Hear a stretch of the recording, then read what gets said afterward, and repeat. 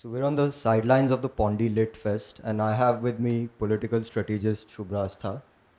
Uh, Ma'am, actually this morning I had an interview with Swapan Das Gupta, and he made some very interesting points about the inroads that the BJP has made in various parts of the country since 2013, 2014. And the most interesting point that I found about this was that he said that this has happened in many states, but perhaps the Northeast is the only region in the country where they have successfully converted it into seats, where they have, actually managed to go out of their traditional strongholds and actually convert it into seats. And you have played an important role there, I think, with Rajat ji and Ram Madhav ji and Sunil Deodhar ji and all of them. So can you tell us what exactly it is that you have done probably differently than the others there, and what it is that you have done to actually capture the Northeast in this way? Um, Thank you for having me here, Ajit ji. Before I answer your question, I would like to have one small rider. I'm not a political strategist. Okay.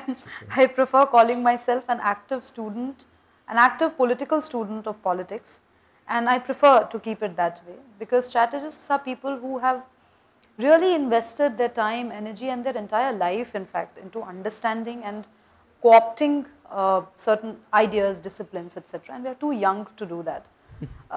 That's one. But the second, the content of your question is to do with how did the Northeast convert for the BJP. First of all, to assume that Northeast was never there with the BJP might make political sense in the way we look at politics purely in terms of numbers. And that is actually the perils of being a democracy, that once you form a government, only then you are politically there. The simmerings of the Northeast being connected with the with the rest of the Indian landmass, as some leftists would want to talk about, or the leftist historians would want to talk about, is not true. We have instances in the past, historical anecdotes, mythological anecdotes, talking about the inherent connect that India had with the rest of the Northeast. Yes, of course.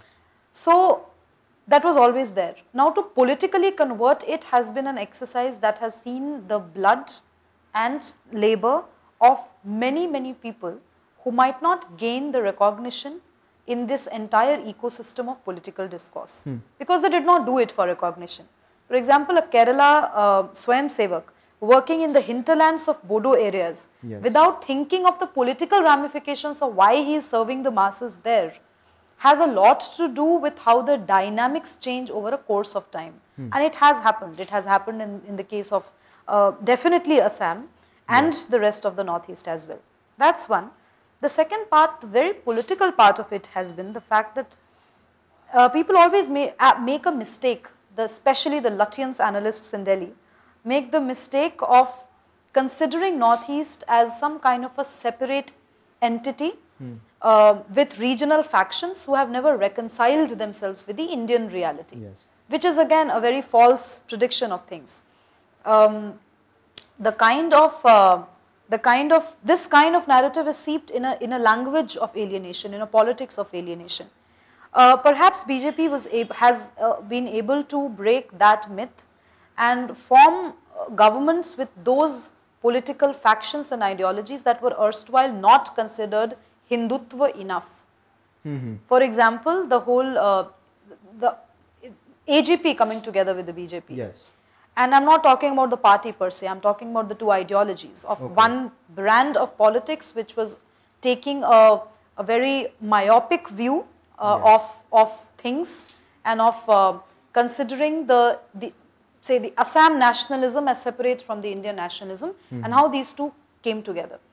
Now when I say the AGP, as I said, it's nothing to do with the political ideology or the political party that they represent, but to do a lot more the psychoanalytic political ideology that one endorsed about subnational or or a sub-regional very strong sense of identity and how it merged with the Indian landscape. I think where the real political strategists worked were to stitch these various fragments together in the whole that India is, and I think that's worked. So then that is what took the BJP past the tipping point where actually the votes start converting into seats or numbers, which as you said Yes. is a peril of democracy when it doesn't happen. But then in other states, how can it be done? In the sense that how do you take it past that tipping point? Do you have any views on that? Um, I think the whole regional divide, which is being really stoked up by the opposition today, is something that needs to be looked at more philosophically. We need to understand that regions will have aspirations. Sometimes they might not align with the preconceived notion of what a national should look like.